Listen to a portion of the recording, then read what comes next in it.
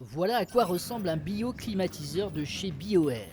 Moins cher que des climatiseurs classiques, il est surtout beaucoup moins énergivore. On a zéro gaz à l'intérieur, donc c'est que de l'air. En fait, c'est vraiment une centrale de traitement d'air dans laquelle on est venu rajouter des éléments qui permettent de rafraîchir et de contrôler l'humidité, encore une fois, avec la fameuse roue là, qui est ici et que vous avez pu prendre aussi et qui, elle, vient piéger la molécule d'eau. Exemple ici à l'Aquatonique de Saint-Grégoire qui a réouvert hier au grand public. Dans ce lieu, le contrôle du taux d'humidité et le recyclage de l'air permettent d'éviter la stagnation des particules et des virus, rassurant donc en cette période de post-Covid-19.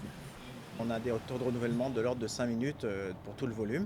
Et en plus, on a un traitement d'humidité, donc ça veut dire qu'on contrôle l'humidité. Et qui dit un contrôle d'humidité dit aussi une limitation de prolifération bactériologique. Ça rassure aussi les gens de savoir que ici à l'Aquatonique, ils ont mis en place un système qui permet aussi de contrôler et de garantir l'humidité et aussi le renouvellement d'air neuf pour leur sécurité.